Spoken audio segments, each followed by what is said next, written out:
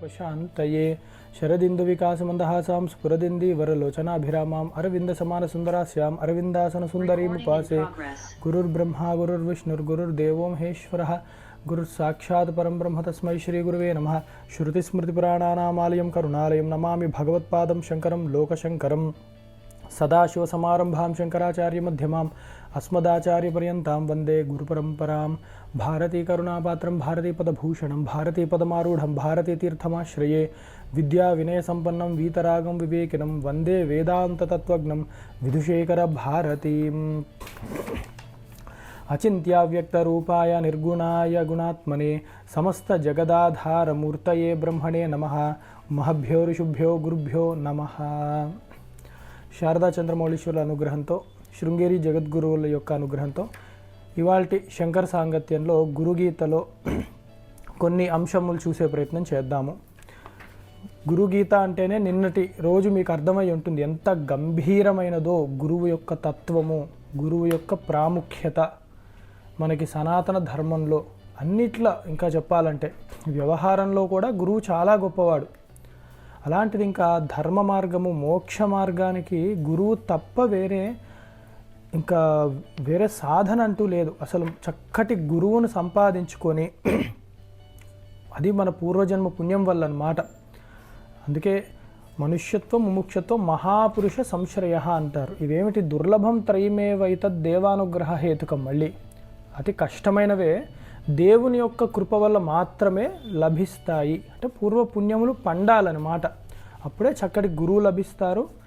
ఆ గురువు యొక్క శిక్షణలో మనం ఉంటూ అన్నీ నేర్చుకుంటూ ఉంటామన్నమాట. అది చాలా ముఖ్యమైనది. లేకపోతే అసలు ఎక్కడ తీసినరా అక్కడే ఉంటుంది. చాలామందికి అసలు ఆ గురువు పదానికే అర్థం తెలియదు. అవన్నీ మనం చూసాము. ఆ గురు అన్న శబ్దం ఎంత గొప్పది అన్నీ చూసాము. గురువు పట్ల ఎలా ఉండాలని నిన్న రోజు చాలా విశేషంగా మనం అంతా చూస్తూ ఉన్నాము. అంటే గురువుని నిత్యము ఆరాధిస్తూ ఉండాలి. గురువు గారి యొక్క నీడను కూడా దాటి వెళ్ళకూడదు. అది అన్నమాట. అలాగే మనకి ఎంత ప్రాజ్ఞ, అంటే ఏదో మనం ఎక్కువ చదివేశాము అని అనుకున్నా కూడా గురువు దగ్గర మటుకు డాంబికాలు పోకుండా చాలా జాగ్రత్తగా ఉండాలి. అలాంటి విషయాలు చూసాం మనము. సాక్షాత్ సచ్చిదానంద స్వరూపుడే గురువు అన్నది చూసాం మనము. ఎన్ని కోట్ల కొలది శాస్త్రములు మనం చదువుతున్నా కూడా అవి ఏమి చెప్తాయి అంటే గురువును చేరమనే, అంటే గురుతత్వమును, అదే బ్రహ్మతత్వమును చేరమనే చెప్తూ ఉంటాయి. అది తెలుసుకోలేని శాస్త్రము, అది అర్థం కావట్లేదు ఇంకా గురుతత్వము, గురు విలువ, బ్రహ్మతత్వము, బ్రహ్మ పదార్థం గురించి అన్నప్పుడు ఇంకా ఆ యొక్క శాస్త్రము కూడా నిష్ప్రయోజనం అయిపోతూ ఉంటుంది. దీన్ని ఎట్లా అర్థం చేసుకోవాలి అంటే ఏది చదివినా కూడా ఇవి అంతిమముగా తత్వమే చేర్చాలి. మనకి తత్వం దగ్గరికే మనల్ని తీసుకువెళ్ళాలి. అది చెయ్యలేనప్పుడు ఆ శాస్త్రము పూర్ణముగా మనము దాన్ని అనుభవించలేకపోతున్నాము, అర్థం చేసుకోలేకపోతున్నాము అని తెలుసుకోవాలి. అలాగే అసలు ఏ పరిస్థితుల్లో కూడా గురువు యందు లోపాలను ఎంచే ప్రయత్నం పొరపాటును కూడా పెట్టుకోకూడదు. అలాగే గురు నింద అతి ప్రమాదకరమైంది. సయాతి నరకాన్ ఘోరాన్ యావచ్చంద్ర దివాకరవు అన్నారు. ఒకవేళ గురు నింద చేస్తూ కూర్చుంటే వాడు సూర్యచంద్రులు ఉన్నంతకాలం ఘోరమైన నరకాల్లో పాడేస్తారు అట్లాంటి వాడిని. అందుకే గురు దోషం అసలు పనికిరాదు. మన చరిత్రల్లో చూసినా కూడా గురువులను ధిక్కరించిన వాళ్ళు వెంటనే పతనం అవ్వడం చూస్తూ ఉంటాం. ఒక బలిచక్రవర్తి శుక్రాచార్యుల వారి మాట కాదన్నప్పుడు, ఇంద్రుడు వారి యొక్క గురువులను బృహస్పతిని అవమానించినప్పుడు, సత్కార్యములు సరిగ్గా చెయ్యనప్పుడు, లేదా మాట విననప్పుడు ఎంత పతనమయ్యి మళ్ళీ ఆ గురుబలాన్ని గురు కటాక్షాన్ని పొందితేనే మళ్ళీ ఉత్తమ గతులు రావడం స్పష్టంగా మనకి తెలుస్తూనే ఉంటుందన్నమాట. పురాణాల్లో కూడా ఈ అంశాన్ని ఇలా చూడాలి. తర్వాత హూంకారేణ వక్తవ్యం, అక్కడ ప్రాజ్ఞ శిష్యై కదాచన 132లో అక్కడ కూడా చెప్పారు. అంటే గొప్ప ప్రజ్ఞ గల శిష్యుడు ఉండొచ్చు, కానీ గురువు ఎదుట అహంకరించకూడదు. నేను గొప్ప, నేను ఇంతటి వాడిని, నాకు అన్నీ తెలుసు, ఇలాంటివి అసలు పనికిరాదు. అలాగే అసత్యంతో కదాచన, అసత్యం అన్నది అసలు పొరపాటును కూడా పాలకూడదు అన్నమాట. అసత్యం అన్నది సహజంగానే అది నిషేధం. ఎప్పుడూ కూడా సత్యాన్నే పలకాలి. అలాంటిది పోయి గురువు దగ్గర కూడా అసత్యాన్ని కనుక పలుకుతే అది చాలా ప్రమాదం. అంటే గురువుకి ఏది తెలియదు అని అనుకోకూడదు. గురువుకి అన్నీ తెలుస్తాయి, కానీ అక్కడ పోయి అసత్యాలు పలికేస్తే వారు మనలాంటి వారు కాదు కాబట్టి గురువుగారు అప్పుడు నవ్వి ఊరుకుంటారు, అలాగే సరే చూద్దామంటారు. కానీ దాని ప్రభావాన్ని మనం అనుభవించాల్సి వస్తుంది. అందుకని గబుక్కున గురువుగారికి ఏమీ తెలియదులే, ఇప్పుడు ఇలా తప్పించేసుకుందాం అబద్ధం చెప్పేసి అని అనుకుంటే అది కుదరని పని అన్నమాట. ఎందుకంటే ప్రకృతి గురు మండలం ఒకటి ఉంది కదా, అఖండ మండలాకారం కదా గురువు అంటే. ఆ ప్రకృతిలో ఉన్న గురుతత్వం దెబ్బ కొడుతుంది మనకప్పుడు. అంటే అది సహకరించకపోతే చాలు, అదేమి పగపట్టి ఏదో చెయ్యక్కర్లా. గురువు అంటేనే చక్కటి అధిష్టానం కింద మనకి అంటే మనల్ని కాపాడే ఒక గొప్ప శక్తి. అలాంటిది కాపాడడం ఒక్క క్షణం ఆగిందంటే చాలు అన్నమాట, మనం పడిపోతాం. అదే చూడండి, మన గురు ఆకర్షణ శక్తి అంటూ ఉంటాం. అంటే ఏదన్నా కూడా అలా పట్టి నిలిపేదనమాట ఆ గురు శక్తి అన్నది. అదే ఆ పేరుకి మనం వాడుకలో ఆ గురు శబ్దానికి ఆకర్షణ శక్తికి అలాగే చెప్తున్నాం మనం. అంటే మనం నిలబెట్టేది గురువు యొక్క కృప మాత్రమే తప్ప వేరేదేది లేదు. అలాగే గురువుగారిని నువ్వెంత అన్నట్టు, లేదా గురువుగారు ఉండగా ఇష్టం వచ్చినట్టు ఎవరికి వాళ్ళు మాట్లాడుకుంటూ ఉండడము, గురు సాన్నిధ్యంలో. అది కూడా ఏమిటో ఇది వచ్చినప్పుడే మన వాళ్ళు అట్లా చేస్తూ ఉంటారు. వెరీ గురు త్వంకృత్య హుంకృత్య గురు సాన్నిధ్య భాషణ. అంటే గురు సాన్నిధ్యంలో మాట్లాడకుండా శ్రద్ధ వహించాలి. అక్కడ కబుర్లు చెప్పుకుంటూ అవి కూడని పనులు అవన్నీ అన్నది బాగా తెలుసుకుంటూ ఉండాలన్నమాట. అక్కడ ఎప్పుడూ కూడా మనము వ్యర్థమైన పనులు చేయకూడదు. చక్కగా మనకి ఏదో దీక్ష ఉంది, ఏదో సాధన ఉంది, అలాంటివి అక్కడ పండించుకోవాలి గురువు ఎదుట. అంటే చాలామంది చెప్తారు, ఇప్పుడు మనకి ఒక మంత్ర దీక్ష ఉందనుకుందాం, ఇంట్లో చేసిన దానికన్నా ఒక ఆలయంలో చేస్తే 1000 రెట్లు ఎక్కువ ఫలము. ఆలయం కన్నా క్షేత్రం ఫలం, తీర్థం అంటే ఒక నదీ జలం ఉన్న క్షేత్రం ఏదైతే ఉందో ఆ తీర్థ క్షేత్రం, దానిలో ఇంకొంచెం ఎక్కువ ఫలము. ఇవన్నిటికన్నా పోలిస్తే గురువు గారి సన్నిధిలో కనుక వాడు అనుష్ఠానం చేస్తున్నాడు అంటే అది చాలా ఉత్కృష్టమైనది. ఓకే, గురువుగారు రావడం కొంచెం ఆలస్యం అవుతుంది అనిపిస్తే అక్కడ హాయిగా కూర్చొని ఆ జపమాల తీసుకొని చక్కగా జపం చేసుకుంటూ కూర్చోవాలన్నమాట. అంతేగాని కబుర్లు పెట్టుకునే పనులు చేయకూడదు. అలాగే అద్వైతం అన్న భావం నిత్యము ఉండవలసింది ఎవరికైనా కూడా. అద్వైత భావయే నిత్యం సర్వావస్థాసు సర్వదా అని. అంటే అద్వైతం అనేది భావన. ఆ భావనని, ఆ సాధనని నిరంతరం ఎల్లప్పుడూ సర్వ అవస్థలలో చేస్తూ ఉండాలి. కానీ గురు సన్నిధిలో అద్వైతం పనికిరాదు. వచ్చి నమస్కారం పెట్టుకోవాలి. ఎంత వినమ్రతగా, ఎంత గౌరవం మనం ఇస్తూ ఉంటే మనకి శ్రేయస్సు. గురువుగారు ఎప్పుడో తరించిపోయిన వారు శరీరానికి అతీతులు. అట్లాంటి గురువుకి మనం నమస్కారం పెడితే అబ్బా నాకు ఇంతమంది నమస్కారం పెడుతున్నారన్న భావన వారికి ఏం రాదు. అలా పెట్టినా వారు నారాయణ స్మరణ చేస్తూ ఉంటారు మనసులో. అట్లాంటిది అది పెట్టడం వల్ల మనకి శ్రేయస్సు. విదురు నీతిలోనూ ఇంకో చోట కూడా చెప్తారనమాట, ఇక్కడ కూడా ఉంటుంది నాకు తెలిసి ఎక్కడో, అయితే విదురు నీతిలో స్పష్టంగా ఉంటుంది. పెద్దవాళ్ళు వచ్చినప్పుడు నమస్కారం చేయడం వల్ల మనకి ఆయుష్, ఆరోగ్యము, శ్రేయస్సు, యశస్సు అవన్నీ వస్తూ ఉంటాయి. గురువు గురించి కాదు, గురువుగారిని స్మరించి నమస్కారం పెట్టిన మాత్రం మనకి చేరుతాయి. మనకి అంటే గురువు మాత్రమే కాదు, పెద్దవాళ్ళు ఎవరన్నా కూడా. ఒక చోట చెప్పారు, ఎప్పుడైనా పెద్దవాళ్ళు వచ్చినప్పుడు లేచి నుంచోండి అని. మా చిన్నతనంలో ఇది బాగా వినపడేది. మా పిల్లలకి వాళ్ళకి ఇప్పటికీ చెప్తూ ఉంటాం, మనము అంటాం. అది మామూలు మేనర్సే, అదేదో శాస్త్రం చెప్పిందని కూడా కాదు. ఎవరన్నా వచ్చారంటే లేచి నుంచోండి లేదా అలర్ట్గా కూర్చోండి అంటాం. అంటే కొంచెం మర్యాద ఇచ్చి మరీ కాలు చాపుకొని పడుకున్నట్టు అట్లా కాదు. శాస్త్రం ఏం చెప్పిందంటే మన ప్రాణములు, మనకంత బుద్ధి ఇంగితం లేకపోయినా, పెద్దవాళ్ళు వచ్చారు గబుక్కుని సర్దుకోవాలి లేచి నుంచోవాలని లేకపోయినా, లోపల ప్రాణశక్తికి మటుకు ఆ విషయం తెలుస్తుంది. ఎందుకంటే అది ఆత్మతో 3 అవస్థల్లో ఉంటుంది కదా, అందుకని దాని సంస్కారం కొంచెం మంచిగా ఉంటుంది. అది ఏం చేస్తుంటే అది లేస్తాయంట. అవి ముందు నమస్కారం చేద్దామని పెద్దవాళ్ళకి అవి మన నుంచి విడుతాయట. అందుకని అలాంటిది అనారోగ్యానికి హేతు అవుతుంది ఆ ప్రాణశక్తితో మనం సరిగ్గా లేకపోతే. అందుకు మనం కూడా అదే సమయంలో అది ముందు వెళ్ళిపోకుండా మనమే ముందు సంకల్పంగా లేచి గురువుగారికి నమస్కారం చేసినప్పుడు ఆ ప్రాణశక్తులు అన్నీ కుదుట పడుతూ ఉంటాయి. అందుకని ఇలాంటి అనేక సందర్భాలు ఉన్నాయి. అందుకే గురు సన్నిధి ఉంది అన్నప్పుడు ఈ అద్వైతం మాటలు అక్కడ పెట్టి పర్వాలేదండి, గురువుగారికి ఏముందండి అవి కాదు. మనకు ఆ స్థితి లేదు కాబట్టి మనం ఎప్పుడు గౌరవం ఇస్తూనే ఉండాలన్నమాట.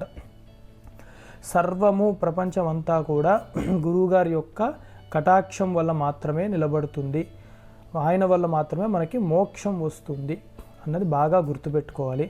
ఎంత పండితులు అనుకున్నా నాకు తత్వము అవగతమయ్యింది అన్న భావన వచ్చి గురు త్యాగము చేస్తే, ఇదే 136లో చెప్పారు, సంపూర్ణ తత్వజ్ఞో అన్నారు ఇక్కడ. అంటే బాగా అర్థమైంది వీడికి.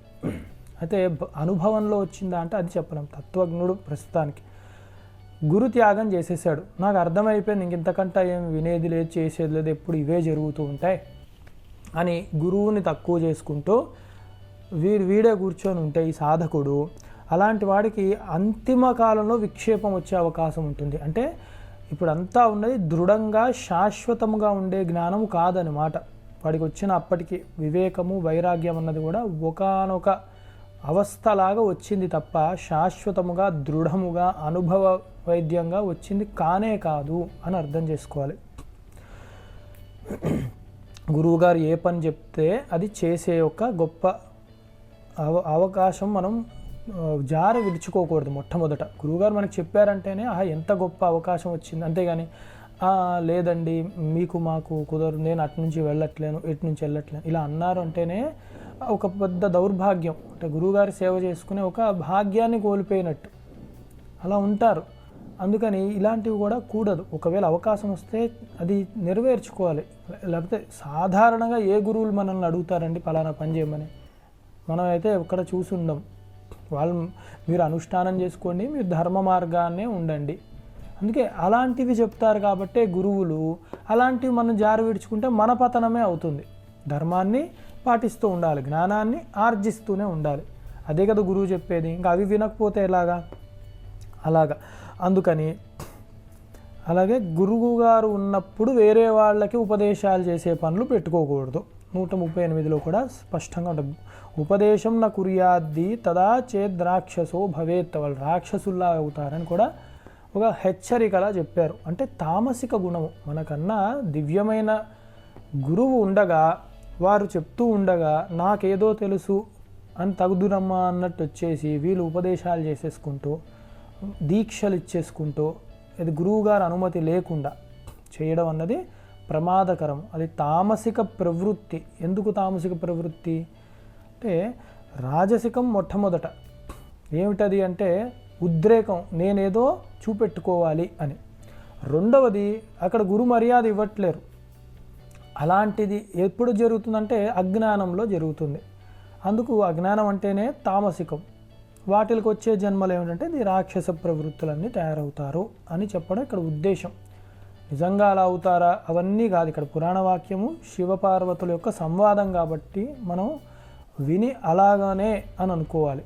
మనం దాన్ని శంకించుకుంటూ కూర్చోకూడదు, అదొక ప్రమాదం. అయితే ఇక్కడ మనం నేర్చుకునేది అదనమాట. మనము ఆ బైపాస్ చేయడం అంటారు కదా, అలాంటి పనులు పెట్టుకోకూడదు.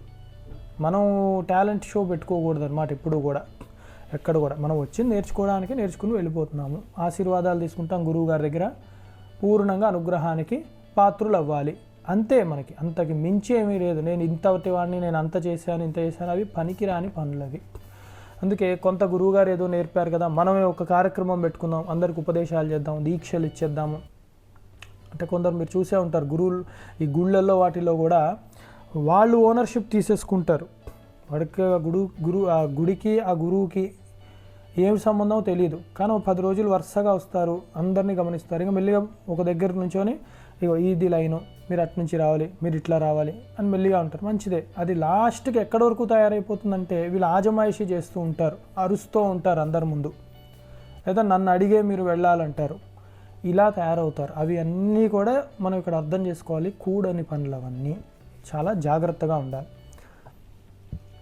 గురువుగారు ఉండగా గురువుగారి సన్నిధిలో చెయ్యకూడని పనులు అసలు చేయకూడదు. అంటే మద్యపానములు, ధూమపానములు అలాంటి దారుణమైన అసలు చేయకూడదు. ఎంత పవిత్రంగా వెళ్తే అంత శ్రేయస్సు మనకి. పర్వాలేదండి అని కనుక ఇష్టం వచ్చినవి తినేసి, లేకపోతే శుద్ధి లేకుండా శరీరానికో మనస్సుకో గురువుగారి దగ్గరికి వెళ్తే అది చాలా ప్రమాదానికి దారి తీస్తుంది. అందుకే ఇక్కడ స్పష్టంగా చెప్పారనమాట 139లో, నా గురోరాశ్రయేత్ కుర్యాత్ దుష్పాన్నం పరిసర్పణం. అసలు అలాంటి పనులు ఏది పెట్టుకోకూడదన్నమాట. ఎప్పుడూ కూడా అంత శౌచంగా, గుడికి ఎలా వెళ్తున్నాము మనము అంత పవిత్రంగా, ఇంకా పవిత్రంగా వెళ్ళాలి గురు సన్నిధికి. అలాగే గురు సన్నిధిలో ఎప్పుడు విచ్చలవిడిగా కూర్చొని కాళ్ళు జాపుకొని, నిన్న కూడా ఇవి ఎక్కువగానే చెప్పుకున్నాం మనం, అంటే రిలాక్స్డ్గా కూర్చుంటామంటే అది కూడా దోషమే. గౌరవంగా మన మర్యాదను మనం నిలబెట్టుకుంటూ శ్రద్ధగా, మనం ఎంత పెద్దవాళ్ళమైనా కూడా గురువు దగ్గర పిల్లలమే మనం అందరం, గురువు దగ్గర శిష్యులమే మనం అందరం కూడా.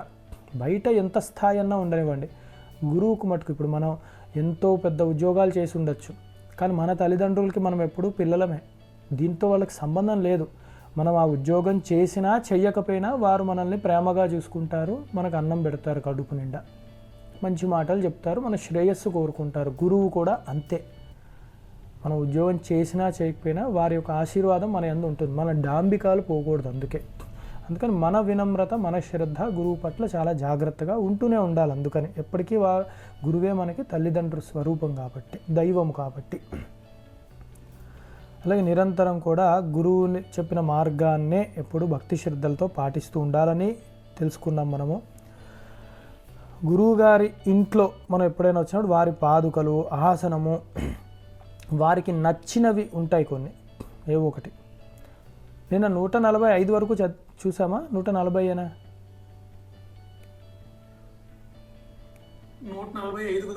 5 అలాగే అదే 143లో చెప్పారు. వారి యొక్క ఆసనములు, వారి పాదుకలు, పాదుకాసన శయ్యాది గురుణ యదభీష్టితం నమస్కుర్వీత తత్సర్వం పాదాభ్యాం న స్పృశేత్ క్వచిత్. ఇది అన్నమాట. మనం గురువుల కాళ్ళను పట్టేసుకుంటూ ఉంటారు. చాలామందికి ఇది ఒకటి అలవాటు, తెలియదు. పాదుకలు అంటే కాళ్ళని పట్టుకోవాలి, కాళ్ళని పట్టేసుకుంటూ ఉంటారు, తాకుతూ ఉంటారు. అది కుదరదు. ఎందుకు అంటే దానికి ముఖ్య కారణము గురువుగారి పాదుకలు, ఆసనం, వారు కూర్చునే స్థలాన్ని కానీ, శయ్యం అంటే పడుకునే మంచము, అంటే వారి ఏకాంతత, వారి స్పర్శకి గురి అయినదన్నమాట అది. అయితే వారికి ఇష్టమైన వస్తువులు ఏదైనా గురువునా యదభీష్టితం, వారికి నచ్చిన విషయాలు ఏమున్నా కూడా అవన్నీ కూడా మనం వాటిని స్పృశించకూడదు ఇష్టం వచ్చినట్టు, వారి అనుమతి లేకుండా. అది ఇక్కడ మనం ఏం పెట్టుకోవాలంటే వారి అనుమతి లేకుండా ఏది పడితే అది ముట్టేసుకోకూడదు. ఇప్పుడు ఇద్దరు ఉన్నారు, లేదు గురువుగారికి సేవ చేస్తాము, వారి పాదుకలను మేమే తెస్తాము అని చెప్పి ఒకడు ఒక కాలుది పాదుక ఇంకోళ్ళు పట్టుకెళ్ళిపోయారు అనుకోండి, అప్పుడు గురువుగారు ఏం వేసుకోవాలి? అలాగవుతుందన్నమాట. అందుకు ఎప్పుడూ కూడా మనము ఆ తింగర పనులు చేయకూడదు. ఒక పని సవ్యంగా జరుగుతుందా, ఒక్కొక్కరు మనం మాట్లాడుకోవాలి. ఆ శిష్యుల్లో కూడా ఐకమత్యం అన్నది ఉండాలి. అందుకని గురువుగారివి ఏమైనా ఉన్న వస్తువులు వారిని అడిగే, గురువుగారు మేము ఇక్కడి నుంచి తెస్తాము, ఆ భాగ్యాన్ని మాకు ఇవ్వండి, అలాగ మనం కోరుకోవాలన్నమాట. గురువుగారి ప్రార్థన చేసుకోవాలి. వారి అభ్యంతరం ఎలాగూ పెట్టరు అలాంటి వాటికి.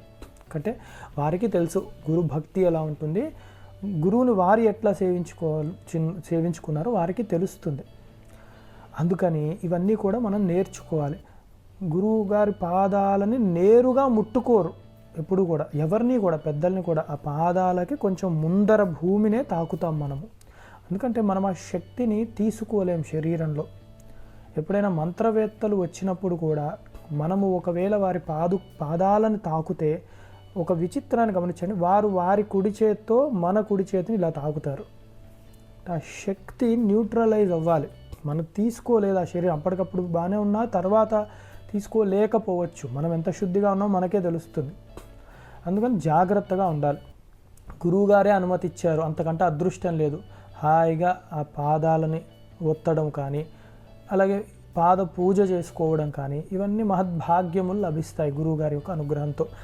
అందుకని ఎప్పుడూ కూడా, అంటే మనం ఎప్పుడూ దోష జీవులమే, అజ్ఞాన జీవులమే. అవి ముట్టుకొని స్పృశించి వాటికి ఉన్న పవిత్రత పాడు చేయొద్దు అన్నట్లు ఇక్కడ భావన తీసుకోవాలి. గురువుగారు అనుమతి ఇచ్చినప్పుడు అది మహద్భాగ్యం కిందనే మనం ఎప్పుడు కూడా ఆ పాదుకలని, ఆసనాన్ని ఎవరు మనం పట్టుకొని ఏం చేయం కదా, ఆసనాన్ని కావస్తే పూజ చేసుకుంటాం. గురువుగారు కూర్చున్నారు అన్న భావనతోనే నమస్కారం చేసుకుంటాం. శయ్య దగ్గరికి ఎలాగూ వెళ్ళాం, మంచం దగ్గరికి వెళ్ళకూడదు.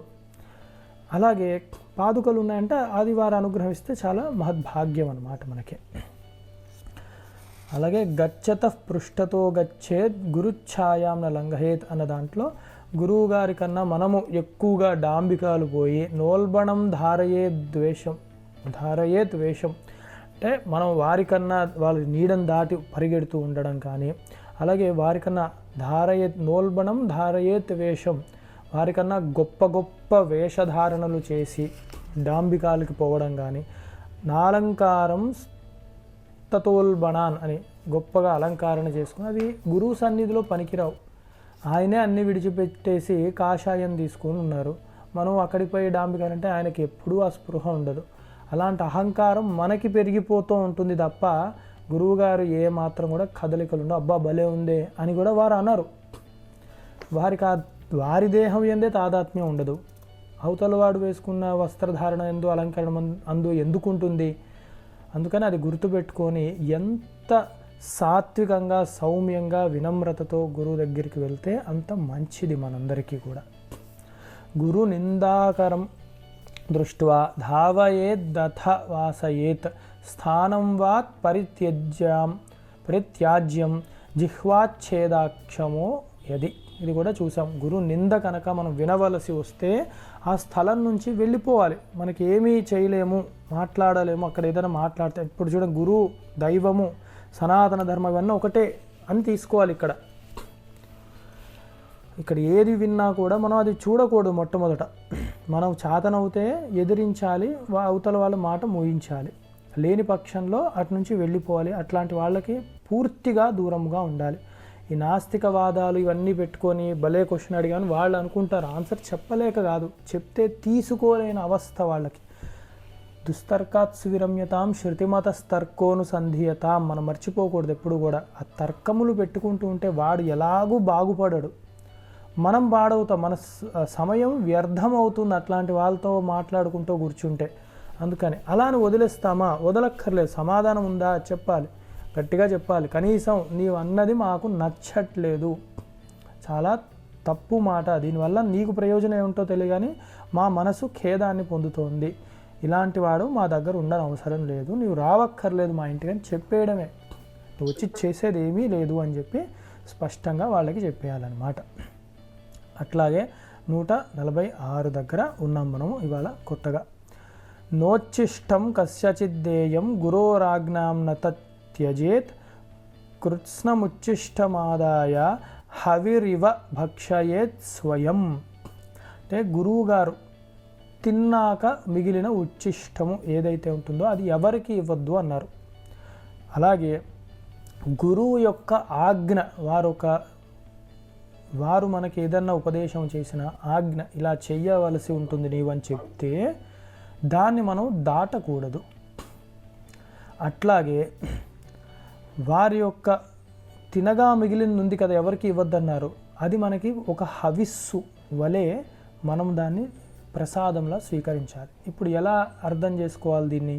ఒకటి సవ్యంగానే ఉంది, అంటే గురువు యొక్క ఆజ్ఞని మితి మీరకూడదు, పాటించాలి. అనేకమైన సార్లు విన్నాము, అది చేస్తాము కూడా. ఇది మొదటిది.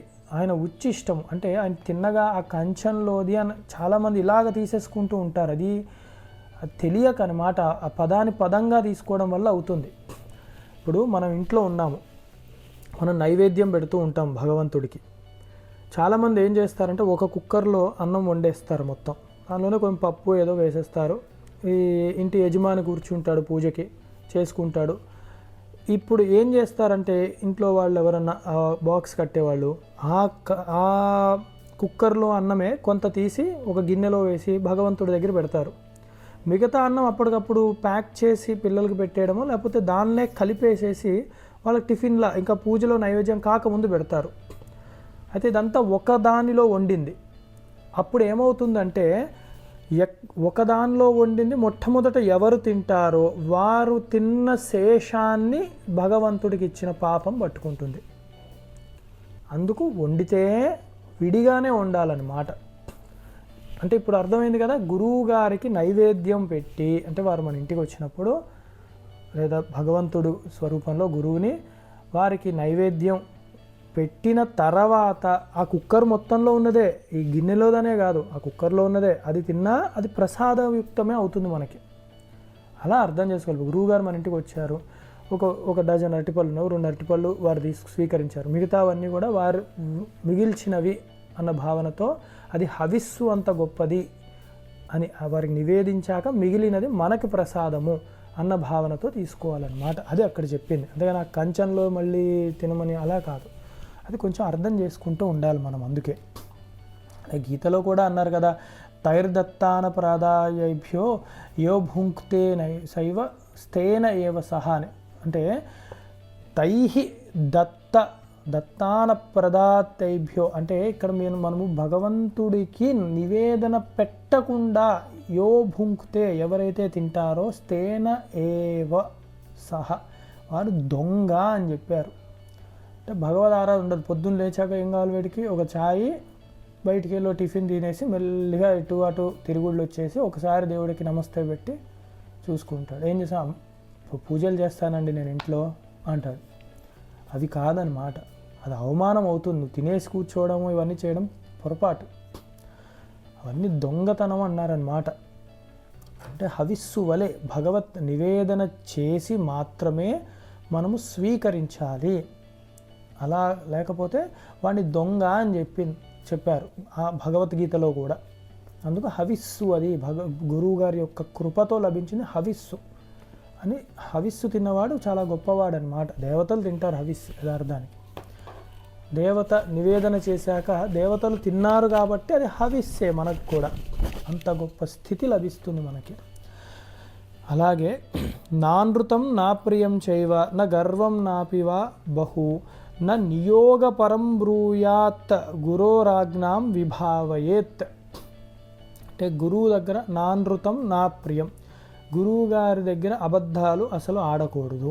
అలాగే నా ప్రియం చైవ ఇష్టము లేనివి కూడనివి కొన్ని ఉంటాయి, వారికి ఇబ్బంది కలిగించే మాటలు, అవసరం లేని మాటలు, ఏవో పాలిటిక్స్ ఏవో ఉంటాయి, వారు ప్రత్యేకంగా వారికి ఇష్టం ఉండవు. అవి పోయి మనం ఏదో వారికి అలవాటు చేద్దాం, పోనీ మన కాలక్షేపానికి ఖాళీ దొరికింది కదా అని వారి ఇంట్లలోకో ఎక్కడికో పోయి ఈ కబుర్లు చెప్పడము, సినిమాల గురించో వారికి నచ్చవు. అలాంటివి నా ప్రియంచ. వారికి ఎందుకు ప్రియం ఏముంటాయి, వారికి బ్రహ్మ పదార్థం గురించే ప్రియము, నిత్య వస్తువు అది కానివన్నీ గురువుగారికి అప్రియములే. అందుకు చాలా జాగ్రత్తగా ఉండాలి.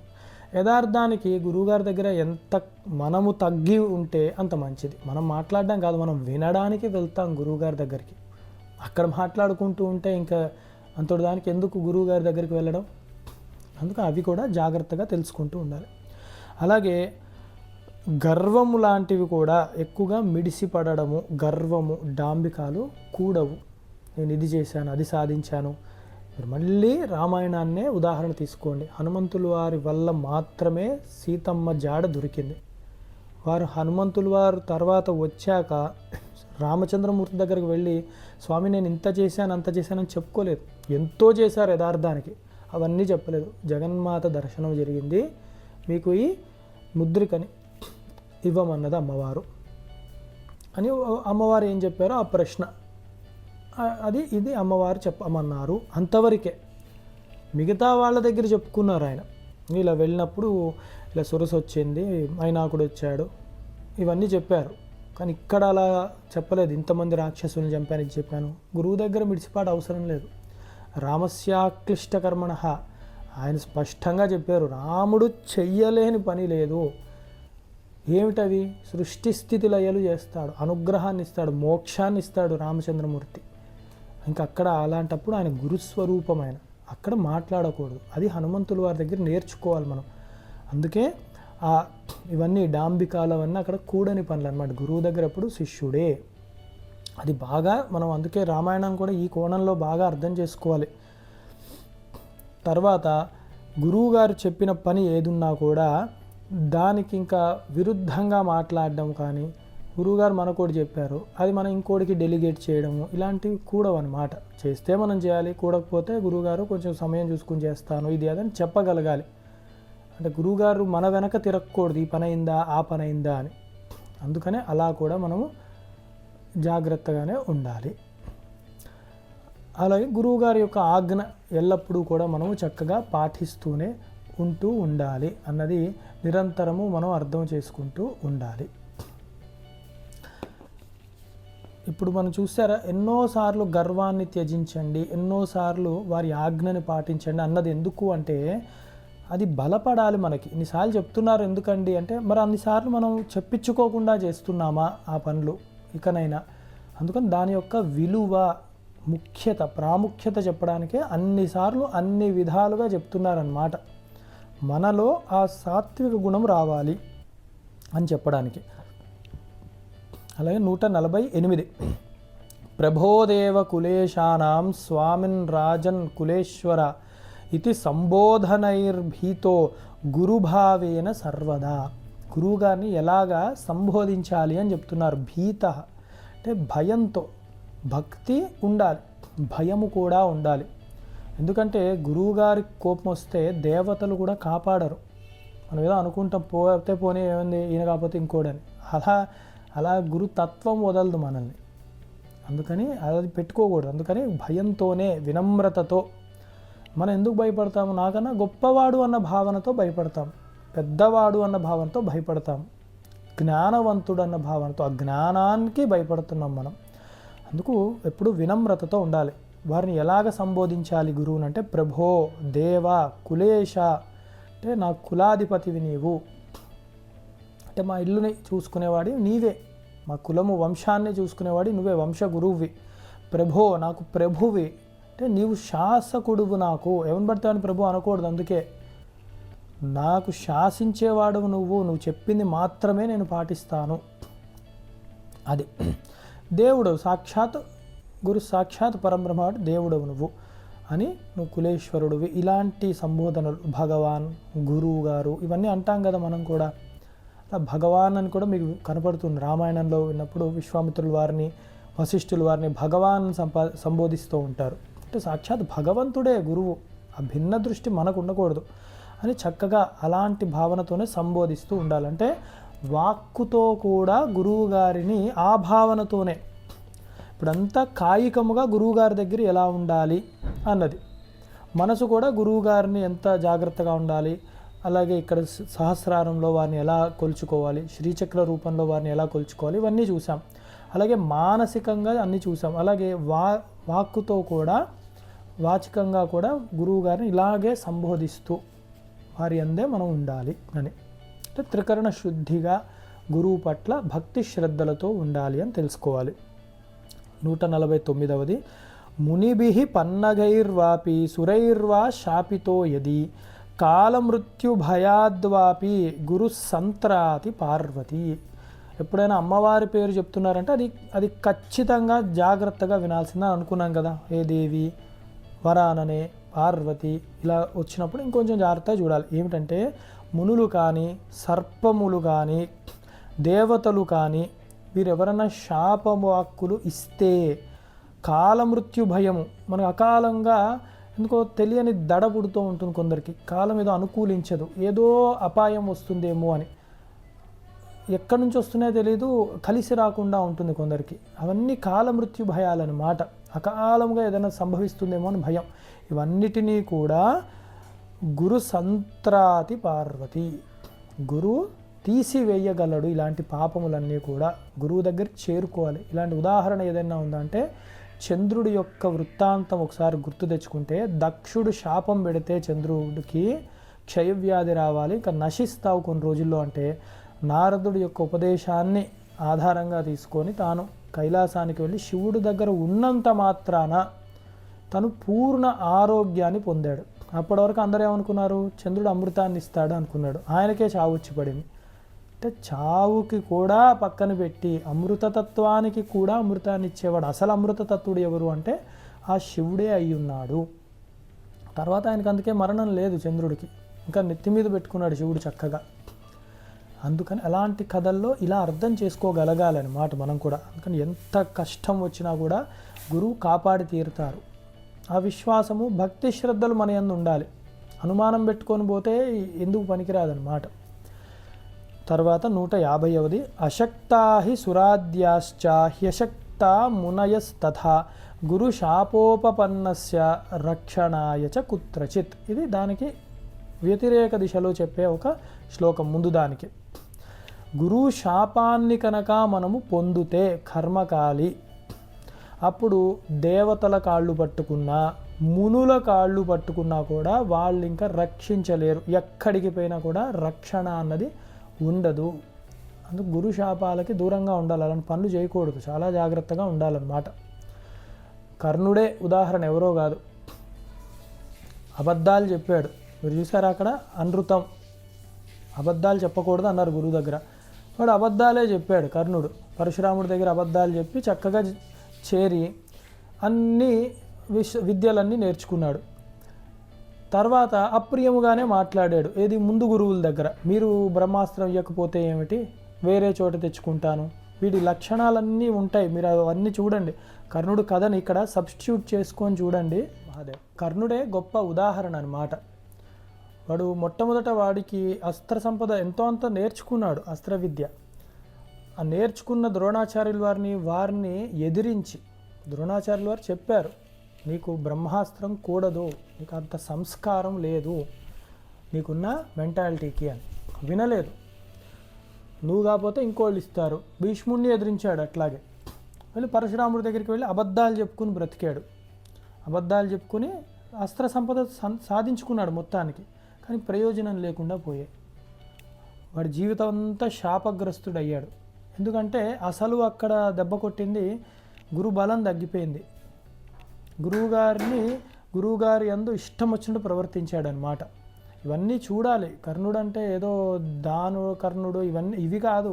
అసలు వాడు ఎట్లాంటి వాడో చూడాలన్నమాట. ఎలాంటి వాళ్ళని రెచ్చగొడుతున్నాడు, గురువు పట్ల ఎంతటి అవమానాలు చేస్తూ కూర్చున్నాడు, అవన్నీ చూసినప్పుడు తెలుస్తుంది పెద్దల పట్ల ఎట్లా ఉండేవాడని. అందుకని ఇవన్నీ కూడా తప్పే. గురువు శాపం కనుక తగిలిందంటే ఇంక ఎవ్వడూ కాపాడడానికి వీలు పడదు. అలాగే 151ది మంత్రరాజమిదం దేవి గురురిత్యక్షరద్వయం స్మృతి వేద పురాణానాం సారమేవ న సంశయం. అంటే గురు అన్న 2 అక్షరాలు మంత్రరాజము, మంత్రాలకు రాజు వంటిది. అన్ని మంత్రాలు ఉన్నాయి, ఎన్నో మంత్రాలు ఉన్నాయి బీజాక్షరాలతో కలిపి కూడా. కానీ ఈ గురు అన్న మంత్రమే, అది ఆ అక్షరాలే, ఈ 2 అక్షరాలే మంత్రరాజము. నిరంతరం దీన్నే జపిస్తూ కూర్చోండి. మననం, ఎందుకంటే ఇది మంత్రంలాగా కూడా కాదు. ఇది అలా మాత్రమే కాదు. గు అంటే ఏమిటి, రు అంటే ఏమిటి అని మనం ఎన్నో శ్లోకాలు చూసామన్నమాట. గుకారశ్చందకారశ్చ రుకారత్తన్నిరోధక అని చెప్పి, అంధకార నిరోధత్వాత్ గురురిత్యభిధీయతే, ఇలాంటివన్నీ చూసాం. అందుకని అది తత్వతః తెలుసుకునేవి కూడా ఉంది. గురువు అన్నది మహావాక్యమే అయ్యింది అక్కడ. ఎందుకంటే తత్వతః దానికి లక్షణార్థం ఒకటి ఉంది, నేరుగా ముఖ్యార్థమే కాదు, లక్షణార్థం ఉంది. లక్షణార్థం ఉండే లక్షణం దేనికి ఉంది, మహావాక్యాలకు ఉంటాయి. అందుకు ఇది మంత్రరాజమయ్యి ఉంది పార్వతి అని జగన్మాతకు మళ్ళీ చెప్తున్నారన్నమాట. దేవి ఇది మంత్రరాజమై ఉంది. అందుకని స్మృతి వేద పురాణానాం సారమేవ న సంశయ. శృతి స్మృతి పురాణములు అన్నిటి యొక్క సారము ఈ గురువు యందే ఉంది. అందుకని ఆ గురువునే ఆశ్రయించాలి, ఆ గురు తత్వాన్నే మనము తెలుసుకోవాలి. వేరే ఏది గట్టెక్కించే అవసరం లేదు. ఎందుకంటే ఆ సారమంతా దీనిలోనే ఉంది. గీత, అందుకేది గురు గీత. సత్కారమాన పూజార్థం దండకాషాయ ధారణ స సన్యాసీన వక్తవ్య సన్యాసి జ్ఞానతత్పర. ఎంత గొప్ప మాట చూడండి. ఇది అందరూ నేర్చుకొని చెప్పాలి. ఎవరన్నా ఈ కాషాయం పట్టుకున్న వాళ్ళందరూని గౌరవించాలి అంటే నిజమే గౌరవిస్తాం. కానీ వారి యొక్క స్వభావం ఎలా ఉండాలని గురుగీత కూడా చెప్తోంది. సత్కార మానస పూజార్థం దండకాషాయ ధారణ. నాకెవరో సత్కారాలు ఇస్తారు, గౌరవించాలి, నన్ను 10 మంది నమస్కారం చెయ్యాలి, ఏదో నేను కూడా ఒక పీఠం పెట్టుకొని ఏవో 10 మందికి ఉపదేశాలు ఇది ఇచ్చేసి, ఏదో సంత్ సభలన్నీ జరుగుతుంటే అక్కడ నన్ను పిలుస్తారు అన్న భ్రమలో ఉండి ఎవడన్నా కాషాయాలు లాంటివి కట్టుకుంటే అది సన్యాసీన వక్తవ్య, వాడిని సన్యాసి అనక్కర్లేదు. ఆ సన్యాస శబ్దానికి ఆ వ్యక్తి అర్హుడు కాదు. ఎందుకు అంటే సత్కారాలు కావాలి వాళ్ళకి, 10 మంది రికగ్నైజ్ చేయాలి, గౌరవించాలి, అంటే అది కోరుకుంటున్నాడు. అసలు సన్యాసి అంటే ఏమిటి? దేహాత్మ భ్రాంతిని వాడు విడిచిపెట్టి జ్ఞానమే కావాలి అని వెళ్ళినవాడు. కానీ ఇలాంటి వాళ్ళు ఎలా ఉంటారు?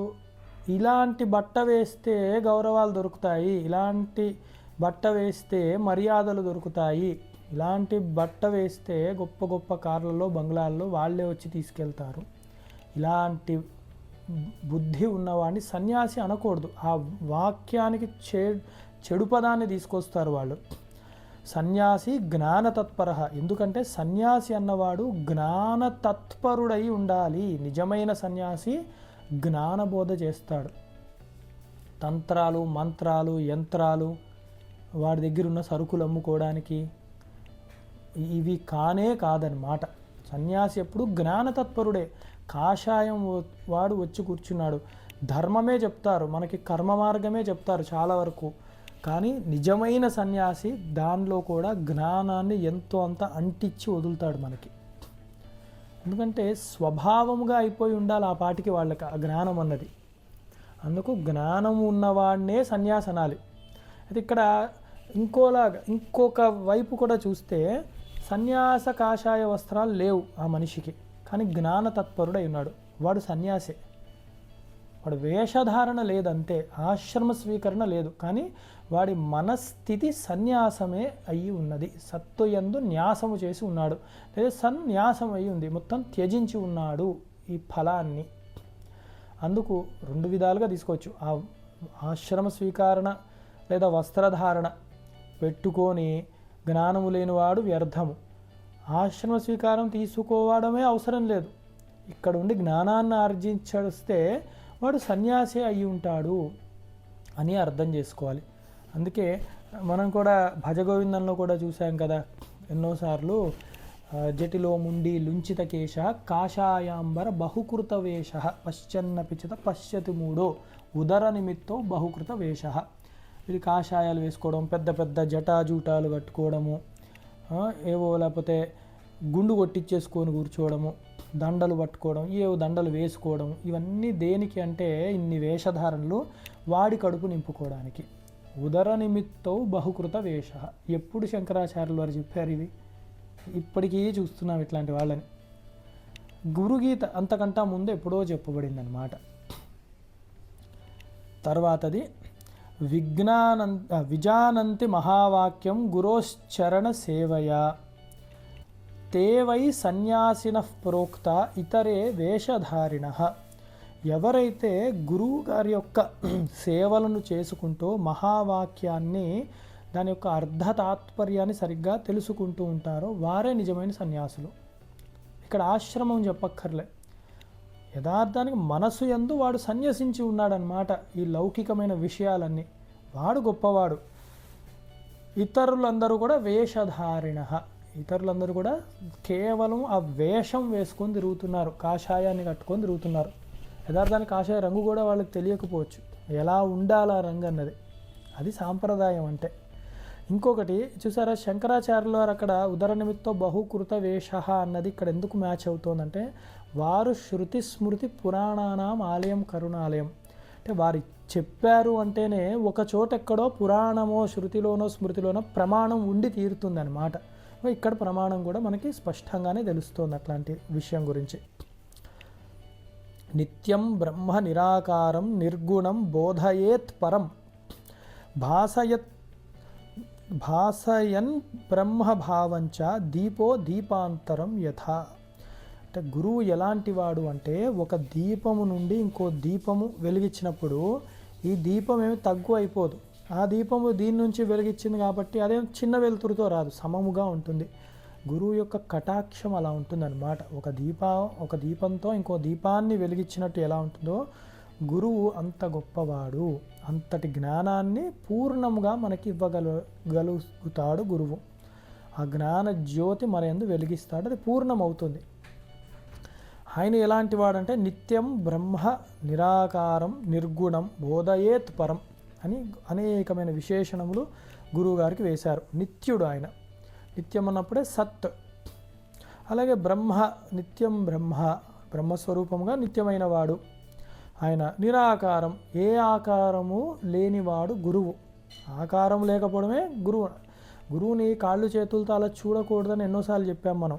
కాళ్ళు చేతులు అలా ఉన్న మనిషిలాగా మనకు కనపడినా వారి యందు గొప్ప పరబ్రహ్మ భావనే చూడాలి, త్రిమూర్తుల భావన చూడాలి, త్రిమూర్తులకు అతీతమైన పరబ్రహ్మ భావన చెయ్యాలి. ఎందుకంటే సృష్టి స్థితి లయలు చేయగలడు మా గురువు, దానికి అతీతమైన మోక్షప్రాప్తిని కూడా ఇవ్వగలడు సాక్షాత్ పరబ్రహ్మము కాబట్టి అన్న భావనే చెయ్యాలి మనం. అలాగే నిర్గుణము, గుణములు ఏవి ఆయన యందు ఉండవు. అంటే ఇంద్రియ గోచరుడు కాడు. మనము చూసి గురువుగారు ఇట్లాంటి ఆయన, గురువుగారు అట్లాంటి ఆయన, అది పొరపాటు. మన ఇంద్రియాలతో మన దృష్ట్యా మనం ఒక చిన్న ఎస్టిమేషన్ వేస్తున్నాం. లోపల వారి అనంత శక్తి జ్ఞానం ఎలా ఉంది అన్నది ఎవ్వడూ పట్టుకోలేడు. అందుకని తొందరపడిపోయి నా గురువుగారు అర్థమయ్యారు, గురువుగారికి ఇది ఇష్టం అది ఇష్టం మనం చెప్పలేము అలాగా. తర్వాత బోధయే పరం. అలాగే ఆయన ఎప్పుడు కూడా జ్ఞానస్వరూపుడుగానే ఉంటాడు, పరమమైన వాడు అని తెలుసుకోవాలి. గురు ప్రసాదత స్వాత్మన్యాత్మారామ నిరీక్షణాత్ సమతా ముక్తి మార్గేణ స్వాత్మజ్ఞానం ప్రవర్తతే అని. అంటే గురువు యొక్క ప్రసాదం వల్ల మాత్రమే లోపల ఉన్న ఆత్మారాముడు, ఆత్మారాముడు అంటే ఆ ఆత్మయే ఆనందకరమైనదన్నమాట. ఆనందోపరబ్రహ్మేతి వ్యజానయాత్ అని, ఆ ఆనంద స్వరూపమైన నీ యొక్క నిజ ఆత్మ. ఇప్పుడు జీవుడు అనుకున్నప్పుడల్లా దుఃఖహేతువే అవుతోంది అది. నేను కర్తను భోక్తను, సుఖము దుఃఖము, మళ్ళీ జనన మరణ చక్రము. అందుకని ఇక్కడ ఆత్మారామ శబ్దంతో నిజస్వరూపం, దాని యొక్క నిజస్వరం, ఆత్మయే దాని యొక్క నిజస్వరూపం ఆనంద స్థితి నీకు అవగతం అవుతూ ఉంటుంది. సమతాముక్తి మార్గేణ స్వాత్మజ్ఞానం ప్రవర్తతే, సర్వదా కూడా సమత్వ భావన వస్తుంది. దేని అందు కూడా కదిలిపోకుండా ఆ శిష్యుడు ఉంటాడు, వాడికి సాక్షాత్ జ్ఞానము ముక్తియే లభిస్తుంది అని. సమత అన్నప్పుడు సర్వాత్మ భావన అన్నది గుర్తు తెచ్చుకోవాలి మనం ఎప్పుడు, అది మనం చదువుకుంటూ ఉంటాం. అలాగే 156లో ఆ బ్రహ్మస్తంభ పర్యంతం పరమాత్మస్వరూపకం స్థావరం జంగమం చైవ ప్రణమామి జగన్మయం. సర్వ జగత్తు ఎలా ఉంది అంటే, జగత్ అంటే ఏమిటి, దానికి పెద్ద వస్తోంది పోతోంది, ఏలాగా అంటే స్థావర జంగమముల రూపములో, అంటే కదిలేవి కదలనివి అలాగే ఉంటుంది జగత్ అంటే. ఇవన్నిటి అందు కూడా ఈ జ్ఞానం, గురువు గారి వల్ల జ్ఞానాన్ని పొందిన ఆ శిష్యుడికి ఒక ఆత్మనే దర్శనమవుతూ ఉంది. అంతటా ఉన్నది ఒక ఆత్మయే అని జగత్ అంతా కూడా ఆ యొక్క గురు స్వరూపముగా, అంటే పరబ్రహ్మ స్వరూపముగా భాసిస్తూ ఉంటుంది ఆ శిష్యుడికి. ఇదే అన్న సర్వాత్మ భావన అన్నది గురు కృప వల్ల లభిస్తుంది ఆ శిష్యుడికి. వందేహం సచ్చిదానందం భావాతీతం జగద్గురుం నిత్యం పూర్ణం నిరాకారం నిర్గుణం స్వాత్మ సంస్థితం. ఇది కూడా గొప్పవి. ఆత్మకున్న లక్షణాలే గురువుకు కూడా చెప్తున్నారన్నమాట. అంటే వందేహం, ఈ గురువు గారికి నేను నమస్కారము చేస్తున్నాను. సచ్చిదానందం భావాతీతం జగద్గురుం అని, ఆ గురువునకి అని. ఏమిటి సచ్చిదానంద స్వరూపుడు, సత్తు చిత్తు ఆనంద స్వరూపుడు ఆయన. అలాగే భావాతీతం, మనసుకు కూడా అంతు చిక్కలేనివాడు. అంతే కదా, మాటలకి అందడు మనసుకు కూడా అందని యొక్క పరబ్రహ్మతత్వమే గురుస్వరూపము. జగద్గురువు ఆయన. ఇందాక దాని పైననే చెప్పుకున్నాం, జగత్ అంతటా కూడా గురువు యొక్క స్వరూపముగానే చూస్తాడు ఆ శిష్యుడు జ్ఞానముతో. అందుకే జగత్తు గురువు, జగత్తంతా వ్యాపించినవాడు జగద్గురువు. అన్నిటి అందు ఉన్న ఆ పరబ్రహ్మస్వరూపమే. ఇది ఒక అర్థం జగద్గురువుకి. నిత్యం పూర్ణం నిరాకారం, నిత్యమైన వాడు, శాశ్వతుడు. గురుతత్వము పరబ్రహ్మతత్వమే కాబట్టి శాశ్వతమైనది, పూర్ణమైనది. కొంచెం కొంచెం విచ్ఛేదం కలిగిన అలా కాదు, అఖండమైనది ఆకాశం, దానికన్నా పైన ఉన్నది గురుతత్వము, బ్రహ్మతత్వము. కాబట్టి పూర్ణమైనది అది. నిరాకారము అంటే ఆకారం, ఇదమిద్దముగా చెప్పలేము, గురువు ఇది అని చెప్పలేము. నిర్గుణం, గుణము లేనివాడు, ఆకారము గుణము లేదంటే నామరూపాలకు అతీతుడు గురువు, అందుకే భావాతీతుడైన. స్వాత్మ సంస్థితం అని అందరి అంతరంగములలో హృదయ స్థానములో జీవుడు అన్న అజ్ఞానంతో మనం చూస్తున్నాము, కానీ అదే హృదయేశేర్జున తిష్టతి అని ఏది చెప్తున్నామో అదే గురుతత్వము, గురువు నాయందే భాషిస్తున్నాడు అన్న భావన ఉండాలి మనకి. పరాత్పరతరం ధ్యాయే నిత్యమానందకారకం హృదయాకాశం అధ్యస్థం శుద్ధ స్ఫటిక సన్నిభం అని. శుద్ధ స్ఫటికము వల్లే ప్రకాశిస్తూ, శుద్ధ స్ఫటికం అంటే ఏ రంగులు వర్ణములు అంటే సత్వరజస్తమో గుణముల లాంటివి లేనివాడు, మాయకి అతీతుడు. అట్లాంటి గురువుని హృదయాకాశములోనే, హృదయ మధ్యస్థంలోనే మనము ధ్యానిస్తూ ఉండాలి. అంటే మనస్సులో కూడా నిండిపోయి ఉండాలి ఆ గురువు యొక్క తత్వం. పరాత్పరతరం ధ్యాయేత్, ఆయన పరాత్పరుడు, అన్నిటికీ అతీతుడు. అంతటి గురువుని నేను ధ్యానం చేస్తున్నాను ఎప్పుడు? నిత్యం. ఎందుకు? గురువుగారు నిత్యం ఆనందకారకం, ఆయనే ఆనంద స్వరూపుడు, నిత్యుడు. ఆయన్ని ధ్యానిస్తే ఏమొస్తుంది? నాకు ఆనందం రావాలి, సంతోషం రావాలి, జ్ఞానం రావాలి. గురువు దగ్గరికి వెళ్తే మనకి రావాల్సిన లక్షణాలు ఇవి. గురువుగారి దర్శనంకి వెళ్ళామండి, ఉద్యోగం వచ్చింది. గురువుగారి దర్శనంకి వెళ్ళామండి, పెళ్ళయింది. అంటే అంతే అర్థం చేసుకున్నారన్నమాట. ఓకే, గురుతత్వం చాలా గొప్పది. ఒకసారి భారతతీర్థ మహాస్వామి వారు చెప్పారన్నమాట. ఒకడు బాగా తపస్సు చేయగా వాడికి ఇంద్ర దర్శనం అయింది. ఇంద్రుడు వచ్చి ఏం కావాలి అంటే వాడికి ఏం అర్థం కాలేదు. ఏమో అండి తపస్సు చేశాను, ఎవరో చెప్పారు తపస్సు చేశాను, మరి నాకు తెలియదు ఏం కోరుకోరు, నాకు ఏది మంచో అది ఇవ్వండి అని ఏదో అడిగాడు. నాకు ఏదన్నా కోరిక తీర్చండి, వరం ఇవ్వండి. సరే నీ దగ్గర కామధేనువుని పెట్టుకో, నీకు అది ఉపయోగపడుతుంది అని. కామధేను అంటే మన మనస్సులో సంకల్పము చేయగా అది ఏదన్నా ఇస్తుందన్నమాట, కష్టపడక్కర్లేదు అని. సరే కోరికలు వీడికి ఉన్నాయి కదా అని చెప్పి వాడి బుద్ధిని అర్థం చేసుకొని కామధేనుని ఇచ్చి వెళ్ళారు. తర్వాత కొన్ని రోజులు అయ్యాక ఇంద్రుడు ఒకసారి చూద్దాం, కామధేను ఎంతన్నా గోవు కదా, ఆ రక్షణ అయిన బాధ్యత ఉంది, ఏం చేస్తున్నాడా అని చూస్తే వీడు ఆ కామధేనువుకి ఇంకో ఎడ్డుకి గాడి కట్టి పొలాన్ని దున్నిస్తున్నాడు. ఇంద్రుడు వచ్చి రే కామధేనువుతో ఇలా చేస్తున్నావేమిట్రా, పొలం దున్నిస్తున్నావు అంటే మరి ఇది ఆవే కదా అన్నాడు. మరి ఆవు కాదురా నాయన, కామధేను అది, దీంతో నువ్వు పొలం అవసరం లేదు, నువ్వు కోరుకుంటే ఈ పొలం పండి తర్వాత అన్నమో ఏ ఔషధాలు అలాంటి గొప్ప గొప్పవి సంకల్ప మాత్రాన క్షణకాలంలో అది ప్రసాదించగలదు. నువ్వు దాన్ని ఒక ఆవు, గోవు, ఒక పశువు అన్న దృష్టితో చూస్తున్నావు, ఎంత వ్యర్థం చేసుకున్నావురా నీ వరాన్ని అని ఆ కామధేను కూడా తీసుకెళ్ళిపోయారన్నమాట. అలా అవుతుంది. గురువుల దగ్గరకు పోయి నాకు ఇది కలిసి వచ్చింది, క్షేత్రాలకు పోయి వచ్చి నాకు ఇది వచ్చింది, అక్కడ ఆగిపోవద్దు. ధర్మబద్ధమైన కోరికలు అడగచ్చు, నెరవేర్చచ్చు, మంచిది. కానీ గురువు పరబ్రహ్మ స్వరూపం అన్న జ్ఞానం మర్చిపోకూడదు ఎప్పుడు కూడా. ఆయన బ్రహ్మము.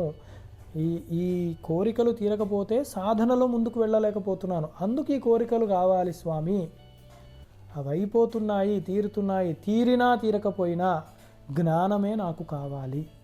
అలా ఉండాలి మన దృష్టి, లేకపోతే చాలా పొరపాటు అవుతుందన్నమాట. కానీ ఆనందకారకుడు గురువు, ఆ దృష్టితోనే గురువుల దగ్గర క్షేత్రానికి కూడా అలాగే వెళ్ళాలి. ఇక్కడికి వెళ్తే కలిసి వస్తుంది. చాలామంది ఇది ఒక మూర్ఖత్వం, అది ఫేమస్ టెంపుల్ అంటారు. గుడి ఫేమస్ ఏమిటి? దేవుడు ఫేమస్ కాదా? మళ్ళీ అక్కడ దేవుడు ఇక్కడ దేవుడు వేరే వేరే రూపాల. అంటే ఎంత మూర్ఖంగా ఉన్నారు చూడండి. అట్లాంటి వాళ్ళు అన్నమాట, విగ్రహాలని చూస్తున్నారు, యథార్థాన్ని దేవుణ్ణి చూడలేకపోతున్నారు వాళ్ళు. అంతటా ఉన్న పరమాత్మ ఇక్కడ విశ్వేశ్వరుడుగా అనుగ్రహిస్తున్నాడు, అక్కడ వెంకటేశ్వర స్వామిగా అనుగ్రహిస్తున్నాడు, ఇంకో చోట త్రిపుర సుందరీ దేవిగా అనుగ్రహిస్తుంది, ఇంకో చోట గురుస్వరూపంలోనే అనుగ్రహిస్తున్నారు. ఇలా ఉండాలి భావన. ఎక్కడ వెళ్ళినా జ్ఞానం రావాలి, లేదా చతుర్విధ ఫల పురుషార్థములు నెరవేరాలి. అలా ఉండాలి మన యొక్క చూపు. అంతేగాని అక్కడికి వెళ్తే ఇది అవుతుంది, ఇక్కడికి వెళ్తే ఇది అవుతుంది, అది ఎదగాలన్నమాట. కనీసం వేదాంతులు ఎదగాలి. తర్వాతది 159. స్ఫటికే స్ఫాటికం రూపం దర్పణే దర్పణో యథా తథాత్మని చిదాకారమానందం సోహమిత్యతః. ఇది రాసి పెట్టుకోవాల్సిందనమాట. యునీక్ అంటారు కదా, అలాంటిది ఇది అన్నమాట. అంటే ఒక నిర్మలమైన స్ఫటికము ఒకటి ఉంది, అలాంటి గొప్ప స్ఫటికమే ఇంకోటి ఉంది. రెండిటిని ఇలా పెట్టామనుకోండి, ఒక స్ఫటికంలాగే కనపడుతుంది మనకి. అంటే సీత్రు అంటారు కదా, అలా ఉంటుంది. అంత స్పష్టంగా ఉంటుందన్నమాట, క్లియర్గా ఉంటుంది ఆ స్ఫటికం, శుద్ధ స్ఫటికం. అలాగే ఒక అద్దము, దర్పణే దర్పణో యథ, అలాగే చక్కటి అద్దం ఉంది. ఆ అద్దానికి ఇంకో అద్దాన్ని ఇలా పెట్టారు, రెండు. దేన్ని రిఫ్లెక్ట్ చేస్తుంది? ఏం ఉండదు. మళ్ళీ ఏ అద్దము ఆ అద్దము లాగే ఉండిపోతాయి, మార్పు ఏది కనపడదు. అట్లాగా తథాత్మని చిదాకారం ఆనందం సోహమిత్యతః. అలాగే మన యొక్క నిజస్వరూపాన్ని, జీవుడు అనుకున్న వాడిని వెనక్కి తిప్పి దాని నిజస్వరూపాన్ని, ఆ పరమాత్మ దృష్టి సరిగ్గా తెస్తే ఇక్కడ జరిగేది ఏమిటి అంటే ఇంకా మార్పు అన్నది ఉండదు. ఆవరణ విక్షేపాలన్నీ పోతాయి. శుద్ధమైన దాన్ని నిజస్థితిలో ఏ విక్షేపములు లేకుండా చక్కగా భాషిస్తూ ఉంటాం మనం. అదే పైన చెప్పిన ఆనందకరము. 160. అంగుష్ఠమాత్రం పురుషం ధ్యాయేచ్చ చిన్మయం హృది తత్ర స్ఫురతి యో భావః శృణు తత్ కథయామితే. ఇదంతా ధ్యానం చేసే ప్రకరణ కాబట్టి కూడా జాగ్రత్తగా ఉండమని చెప్తూ ఇవన్నీ చెప్తున్నారు. ఎలా ధ్యానం చేయాలి? అంగుష్ఠమాత్రం పురుషం ధ్యాయేత్. మన బొటను వేలంత పురుషుడు ఈ హృదయ స్థానంలో విరాజిల్లుతున్నాడు అన్న భావన. అంటే హృది ప్రాణే అంటాం కదా, అంటే హృదయంలోనే, హృదయ ఆకాశంలోనే హృదయ పుండరీకము అంటే ఒక పద్మం ఉంది, దాని యందు చక్కగా పురుషుడు విరాజిల్లుతున్నాడు అని. అంటే పుండరీకాక్షుడు, అందుకే చక్కగా దానిలో విరాజిల్లుతున్నాడు ఆ పురుషుడు. ప్రాణశక్తిగానో, అగ్నిగానో, వైశ్వానరుడుగానో ఏ భావనన్నా చేయండి, అన్నిటికీ మూలమైన వాడుగా నాయందే ఉన్నాడు ఆ పురుషుడు. ఆయన ఎవరిక్కడ? గురువే. తత్ర స్ఫురతి యో భావః శృణు తత్ కథయామితే అని ఆ యొక్క పురుషుడు, ఆ గురుస్వరూపం, ఆ పురుషుణ్ణే దాని గురించే చెప్తున్నాను ఇప్పుడు రాబోయే శ్లోకాలలో. అది చక్కగా శ్రద్ధగా వినవలసి ఉంటుంది అని చెప్తున్నారన్నమాట. ఇప్పుడు ఆ పురుషుడి యొక్క లక్షణం ఏమిటి? హృదయంలో ఉండేది ఎవరు అంటే యథార్థాన్ని జీవుడు అనుకుంటున్నాం మనం, కానీ అది పురుషుడే, అంటే సాక్షాత్తు పరబ్రహ్మమే, అది గురువే అయి ఉన్నాడు. దాని యొక్క లక్షణములు ఏమిటి, ఎలా ధ్యానించాలి, ఎలా అర్థం చేసుకోవాలి అంటే అజోహం అమరోహం చ అనాది నిధనో హ్యహం అవికారశ్చిదానందో హ్యనియాన్మహతో మహాన్. అంటే అజోహం, అమరోహం అంటే పుట్టుక లేదు, చావు లేనిది అది, అంటే నిత్యము ఉండేది. అనాది నిధనోహం అంటే ఆది లేదు, అంతము లేదు, మధ్యలో భావ వికారాలు శరీరానికి ఉండేవి, అవి కూడా ఏవి లేదు ఆ యొక్క జ్యోతికి. అవికారశ్చిదానందో వికారములు ఏవి లేవు. అదోసారి ఇలా ఉంటుంది, ఓసారి అలా ఉంటుంది, ఓసారి కనపడింది, ఓసారి కనపడలే, ఓసారి చైతన్యం ఇస్తుంది, ఓసారి చైతన్యం అలా కాదు, అసలు ఏ మార్పు లేదు దానికి. అందుకే అనాది నిధనం, మొట్టమొదట ఎప్పటి నుంచి అదే ఉంది, ఎప్పటికీ ఉండిపోతుంది అది. అనోరణీయం మహతో మహ్యం అని అతి చిన్నది, సూక్ష్మానికి సూక్ష్మమైనది, మహత్తు కన్నా పెద్దది, అంటే ప్రకృతికి మించిపోయిన పరబ్రహ్మ స్వరూపం అది. అతి సూక్ష్మాతి సూక్ష్మముగా ఉన్నది, అంటే ఇంద్రియ గోచరము కానిది ఆ పురుషుడు, ఆ గురువు, ఆ బ్రహ్మము అని అర్థం చేసుకోవాలి ఇక్కడ. తర్వాత 162. అపూర్వమపరం నిత్యం స్వయం జ్యోతిర్నిరామయం విరజం పరమాకాశం ధ్రువమానందం అవ్యయం. అది అపూర్వమైనది, అంటే దాని లాంటిది ముందెప్పుడూ లేదు. అంటే ఇట్లాంటిది అనడానికి దానికి పోలిక లేదు. ఎందుకు? ఏకమేవా అద్వితీయం బ్రహ్మ, అది ఎప్పుడు దాని అంత గొప్పది ఇంకా తర్వాత ఏది లేదు, ఎప్పుడూ ఒకలాగే ఉంది. దాని ముందు అంటే ఇది అనాది కదా, దీనికంటే ముందు లేదు, అసలు ముందుదే ఇది. అలాగే అపరం, దీని తర్వాత కూడా ఏదీ లేదు, ఎందుకంటే ముందు నుంచి ఆఖరి అంతటా వ్యాపించిన ఆ బ్రహ్మతత్వమే అది. కాబట్టి నిత్యము కూడా 3 కాలములలో ఉన్నది. స్వయం జ్యోతి అది, వేరేదేదో భాషించాలి చూడడానికి కాదు. దాని ప్రకాశం వల్లనే యస్య భాష సర్వమిదం విభాతి, దాని యొక్క భాషణ వల్లనే మిగతావన్నీ కూడా ప్రకాశవంతం అవుతున్నాయి. అదే మనం దర్శనం చేసుకుంటున్నాము. నిరామయము, ఏ ఏ ఏ రోగములు కానీ దోషములు కానీ ఏ మలినములు కానీ దానికి అంటకుండా ఉంటాయి. విరజం అంటే రజస్సు లేనిది అని ఇక్కడ అర్థం. అంటే రజోగుణము లేనిది అంటే గుణాతీత స్థితి. పరమాకాశం, ఆకాశం మనకి తెలిసిందే, పంచభూతాల్లో ఒకటి, దానిపైన ఉన్నది కాబట్టి పరమాకాశము అంటే ఆకాశానికి కూడా పరము అయి ఉన్నది అని. ధ్రువమానందం అవ్యయం, ఇది ఎప్పుడూ స్థిరముగా ఉండేది, ఆనందమే, అవ్యయమైనది, క్షయము కానిది, నిరంతరం అలా ఉంటుంది అని. ఇప్పుడు చూసారా, మొత్తం కూడా నామాతీత గుణాతీతంగా వెళ్ళిపోతుంది గురుతత్వము. ఇప్పుడు శివుడు గురించి చెప్తున్నారా, మన గురువులు గురించి చెప్తున్నారా కూడా చెప్పలేదు. ఆ బ్రహ్మాది స్తంభ పర్యంతము, ఆ పైన ఉన్న పరబ్రహ్మతత్వము అంతటా నిండిపోయి ఉన్న గురుతత్వము గురించి చెప్తున్నారు ఇక్కడ. పార్వతి అగోచరం తథాగమ్యం నామరూప వివర్జితం విశబ్దంతు విజానీయాత్ స్వభావాత్ బ్రహ్మ. పార్వతి ఇక్కడ కొన్ని కరెక్షన్స్ ఉన్నాయి, చేసుకోండి పుస్తకంలో. అక్కడ సరిగ్గా పడలే, విషబద్ధం అట్లేదో పడినట్టుంది. సో అందుకని ఒకసారి చూసుకోండి అవన్నీ. విశబ్దంతు విజానీయాత్, అది స్వభావాత్ బ్రహ్మ పార్వతి అంటే అమ్మవారికి చెప్తున్నారు. ఇందాకే చెప్పినట్టు అది పరమాకాశము, అనంతమైనది కాబట్టి అది అగోచరం. దేవుణ్ణి చూపిస్తారా? గోచరం కాదు, ఇంద్రియ గోచరం కాదని శాస్త్రమే చెప్తోంది. చూపించడానికి ఏం లేదు, అనుభవంలోకి తెచ్చుకోవాలి. దానికి గొప్ప సాధన చేయాలన్నమాట.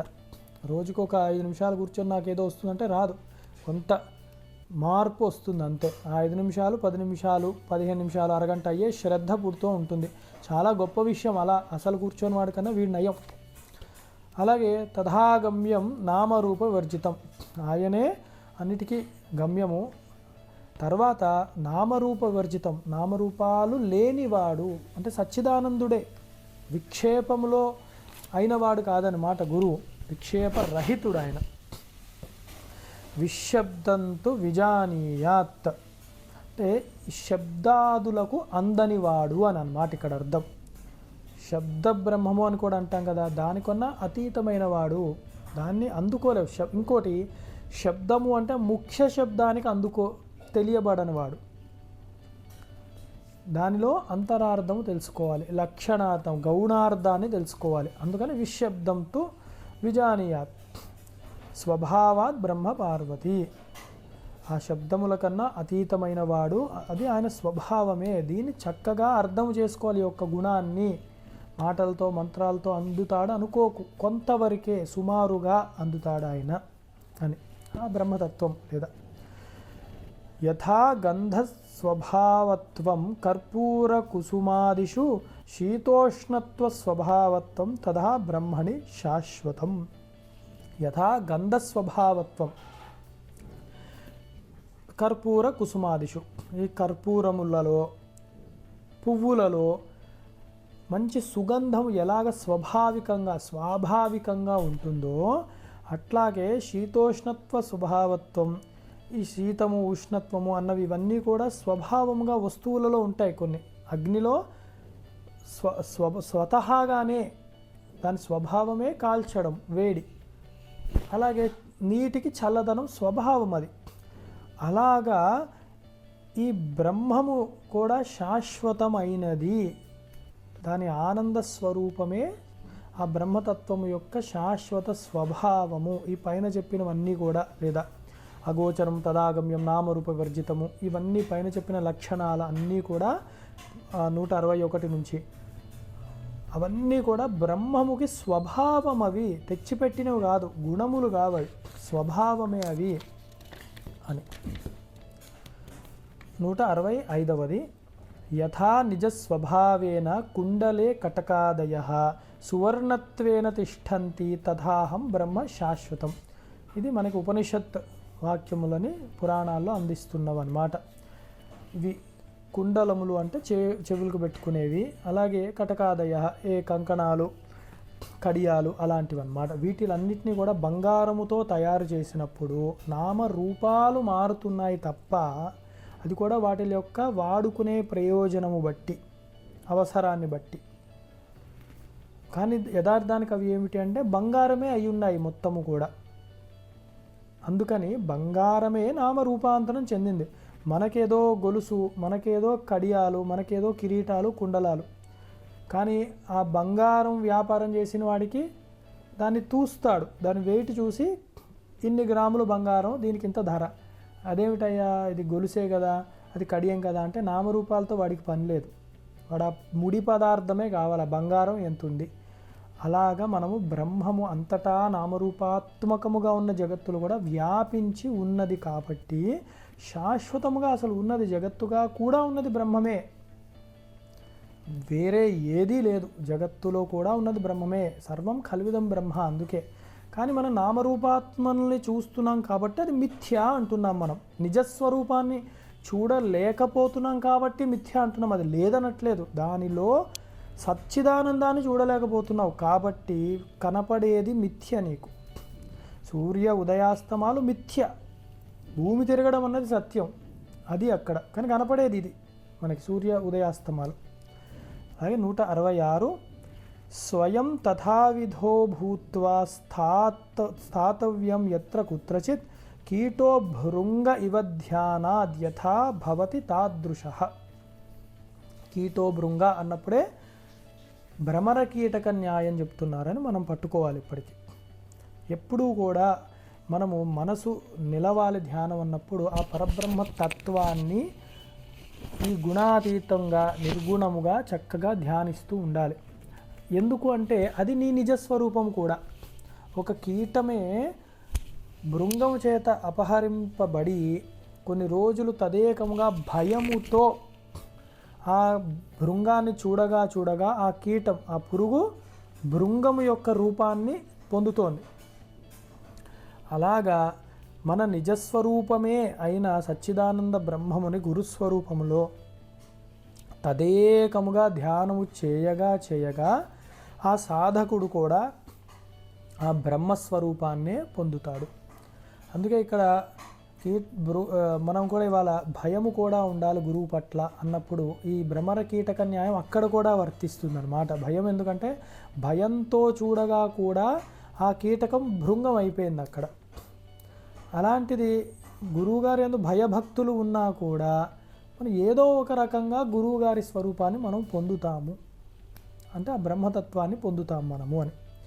గురు ధ్యానం తథా కృత్వా స్వయం బ్రహ్మమయో భవేత్ పిండే పదే తథారూపే ముక్తాస్తే నాత్ర సంశయః.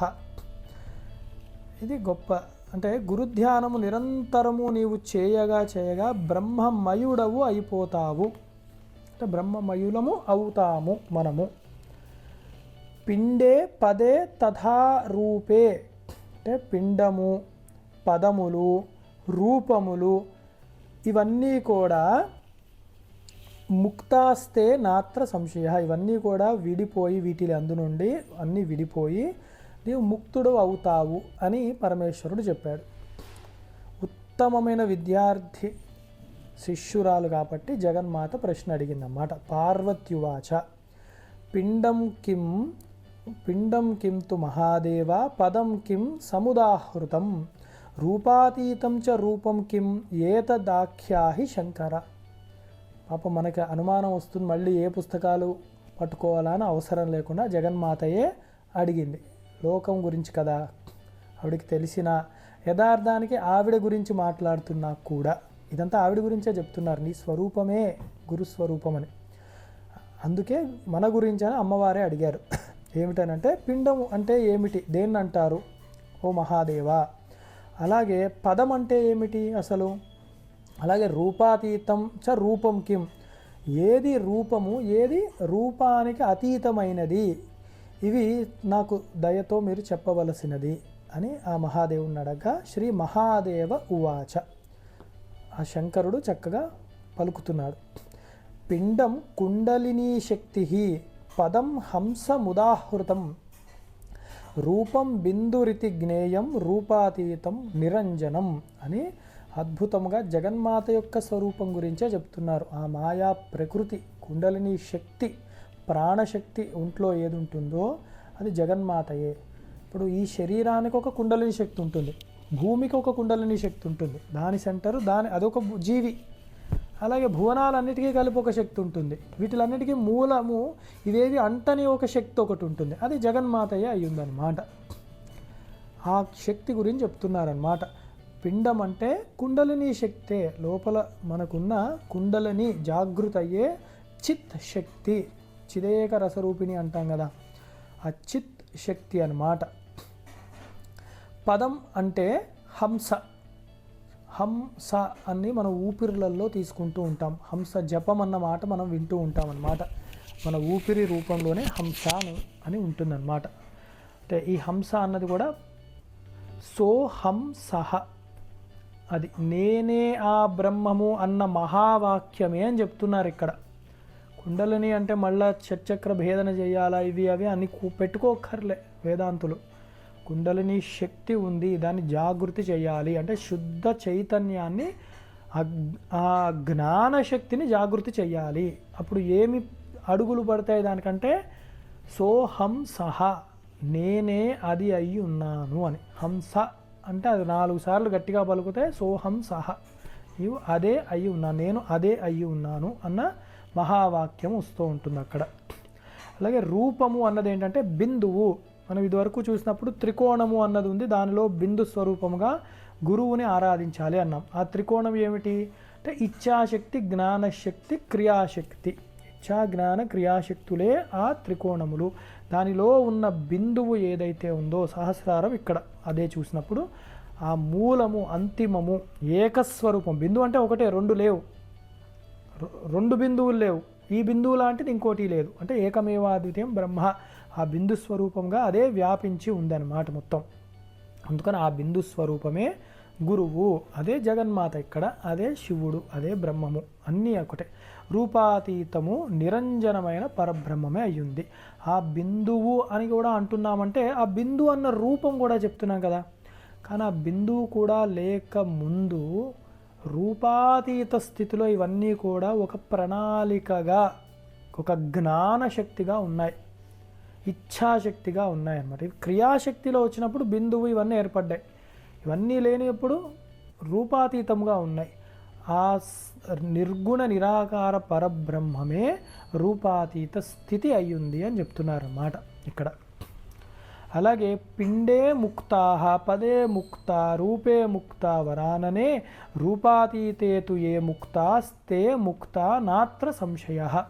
ఇన్ని ఉన్నాయి, ఇప్పుడు ఏ సాధన చేయాలి, ఇవి చేయాలని ఏది అనుమానం ఎవరికి అవసరం లేదు. ఈ పిండమునందు, పదమునందు, రూపమునందు, రూపాతీతులందు ఇవన్నీ కూడా ముక్తులైన వారు, తెలుసుకున్నవారు, ఆ గమ్యాన్ని చేరిన వారు ఆ పరబ్రహ్మాన్నే చేరుకుంటున్నారు. అంటే నిజతత్వాన్ని ఇక్కడే తెలుసుకో అంటున్నాడు అన్నమాట. ఎక్కడో పోయి కాదు, నీలోనే జ్ఞానాన్ని జాగృతి చేయు, అప్పుడు ఆ హంసవి నీవే అయ్యున్నావు అని తెలుస్తుంది. అది తెలుసుకోవడమే ముక్తి అని. తర్వాత గురుధ్యానేనైవ నిత్యం దేహీ బ్రహ్మమయో భవేత్ స్థితశ్చ ఎత్ర కుత్రాపి ముక్తోసౌ నాత్ర సంశయః. నిరంతరము ఎక్కడ ఉన్నా కూడా చక్కగా వీడు బ్రహ్మమయుడే అవుతాడు ఎప్పుడు గురుధ్యానము చేసుకుంటూ ఉంటే. ఇందులో ఇంకా సందేహము లేనే లేదు. ఎక్కడ ఉన్నా కూడా గురుధ్యానేనైవ నిత్యం దేహి, మనకి శరీర తాదాత్మ్యం ఉన్నంత కాలము కూడా చక్కగా గురుధ్యానం చేసుకుంటూనే ఉండాలి. వాడు బ్రహ్మమయుడే అవుతున్నాడు. బ్రహ్మవిత్ బ్రహ్మయో భవతి, కానీ గురుధ్యానం చేసినా బ్రహ్మమే అవుతున్నాడు. ఎందుకంటే గురువు బ్రహ్మస్వరూపమే అయి ఉన్నాడు కాబట్టి. అందుకని ఎక్కడ ఉన్నా కూడా నీవు గురువును ఆశ్రయించి ఉండాలి, గురు ధ్యానం చేస్తూ ఉండాలి. దీనిలో అనుమాన పడకు, నాత్ర సంశయః అన్నాడు. జ్ఞానం వైరాగ్యం ఐశ్వర్యం యశశ్రీస్వముదాహృతం షడ్గుణైశ్వర్యయుక్తో హి భగవాన్ శ్రీ గురుః ప్రియే. ఈ భగవంతుడికి చెప్పినప్పుడు ఈ 6 గుణములు చెప్పి షణ్ణాం భగ ఇతీరిడవ అంటామన్నమాట. ఈ 6 గుణములు ఉంటే భగవానుడు అంటాము అని. అవే ఇలాగ ఇక్కడ చెప్పారు. ఏమిటి? జ్ఞానము వైరాగ్యము. ఇక్కడ జ్ఞానము వైరాగ్యము, ఐశ్వర్యము, యశస్సు, శ్రీయ అంటే యశస్సు అంటే కీర్తి, శ్రీహి అంటే సంపదలు, అలాగే సముదాహృతం ఇంకా అన్నీ కూడా అంతటా ఉన్న తత్వము కూడా, ఇవన్నీ కూడా సర్వవ్యాపకత్వము, సర్వ సంపదలు ఇవన్నీ కూడా భగవానుడనే చెప్పబడుతున్నాయి. భగవంతుడి యొక్క శక్తే ఇలా వ్యాపించి ఉన్నాయి. ఫలానా వాడికి కటాక్షం ఉందా అంటే ఈ వీటిల్లో ఏదైనా కాస్త ఉంది అనుకుంటే వాడు భగవంతుడు వాడి యందు భాషిస్తున్నాడు అని. లేకపోయినా భగవంతుడు ఉన్నాడు, భాషించటం లేదు, బయటికి రావట్లే వాడికి. ఇంట్లో కొన్ని లైట్లు ఉంటాయి, ఆ ఇంటి రంగుల వల్ల అది ఇల్యూమినేట్ చెయ్యవు సరిగ్గా, ప్రకాశవంతం రాదు. వీళ్ళు తెల్ల రంగులో వేసినప్పుడు ఇది ఇంకొన్ని ప్రకాశవంతం చేస్తూ ఉంటాయి. అందుకే సత్వగుణం అన్నప్పుడు ఎందుకు అంటారంటే అది ఆ లోపల ఉన్న చైతన్యాన్ని యథాతథంగా చక్కగా ప్రకాశవంతం చేస్తూ ఉంటుందన్నమాట. అదే భగవంతుడు అని తెలుసుకో.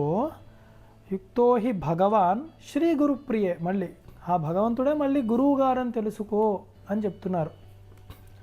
గురు శివో గురుర్దేవో గురుర్బంధుర్ శరీరిణాం గురురాత్మ గురుర్జీవో గురోరన్యన్న విద్యతే. గురువే దేవత, గురువే శివుడు, అలాగే గురువే బంధువు కూడా. అందరికీ సర్వులకు గురువే ఆశ్రయభూతుడు అయి ఉన్నాడు. అలాగే గురురాత్మ, నీ ఆత్మస్వరూపంగా ఉన్నది గురువే, జీవుడుగా ఉన్నది గురువే. గురువు తప్ప వేరొకటి ఏదీ లేదు. అంత సర్వం కల్విదం బ్రహ్మ అని ఏదన్నామో అదే గురువే. గురు శబ్దంతోనే ఇక్కడ చెప్పబడుతుంది. ఆ గురువే పరబ్రహ్మ స్వరూపుడు. ఏకాకి నిస్పృహ శాంతశ్చింతాసూయా వివర్జిత బాల్యభావేన యో భాతి బ్రహ్మజ్ఞాని స ఉచ్యతే. ఎవరికి గురుతత్వం బాగా అవగతమవుతుంది, ఎవరికి జ్ఞానము వస్తుంది అంటే ఆ విషయాలు ఇక్కడ చెప్తున్నారు. ఎలా ఉంటారు అంటే ఏకాకి, ఎప్పుడు ఒంటరిగా ఉండాలి. ఎప్పుడు సాధనలో చక్కగా ఎప్పుడు ఒంటరితనం ఉండాలి. ఏకాకి అన్నప్పుడు మనసులో కూడా ఒంటరిగా కూర్చొని 1000 విషయాలు ఆలోచించడం కాదు, మనసు నిర్మలముగా ఉండాలి. అన్ని విషయాలు పెట్టుకొని కలగా పొలగం చేసి చిత్త భ్రమకి లోను కాకూడదు. ఏకాంతే సుఖమాశ్రిత, అది అన్నమాట. చక్కగా ఏకాంతంలో ఉండాలి, ఒక్కడు సంచరిస్తూ ఉండాలి, ఆత్మభావనతో ఏకీభావ స్థితితో ఉండాలి. అలా ఉంటాడు. అలాగే నిస్పృహ, ఏ కోరికలు ఇది కావాలి అది కావాలన్న వెంపర్లాట ఉండదు. శాంత చిత్తము యందు ఎప్పుడు శాంతముగా, ఎందుకంటే చిత్తశుద్ధి కలిగిన వాడు కాబట్టి చిత్తశాంతి ఉంటుంది, మనశ్శాంతి ఉంటుంది. అసూయ వివర్జిత, అసూయ ఉండదు. 2 ఉంటాయి, ఈర్ష్య అసూయ అని వాడతాం మనం. ఈర్ష్య అంటే వేరేవాడు నాకన్నా గొప్పగా ఉన్నాడు, ఫలానా వాళ్ళకి ఏదో నాకన్నా ఎక్కువగా ఉంది అని అనుకోవడం ఈర్ష్య. అసూయ అంటే గుణదోషాన్ని ఎంచడం అసూయ. అంటే ఫలానా వాడు గొప్ప పండితుడు, లేదండి వాళ్ళకి ఆ హా సరిగ్గా పలకడం రాదు, గా అంటూ ఉంటాడు. ఇది అసూయ వల్ల వచ్చే మాట. మనం అనుకుంటాం ఏదో కరెక్ట్ చేసాం, మనకు తెలివి ఉంది అని. కానీ దేనికంటున్నాము? ఆయన చెప్పింది ఏమిటి? ఫలానా వాడు చక్కగా పలుకుతున్నాడు మాటలు, చక్కగా ప్రవచనం ఇస్తాడు, నువ్వు దానిలో దోషాన్ని ఎంచుతున్నావు. ఆ దోషాన్ని ఎంచడమే అసూయ వల్ల వస్తుంది. బాల్యాభావేన యోభాతి బ్రహ్మజ్ఞానీ సౌచ్యతి. చిన్న పిల్లల వలె స్వచ్ఛమైన మనసు కలిగి ఉంటుందంట వాళ్ళకి.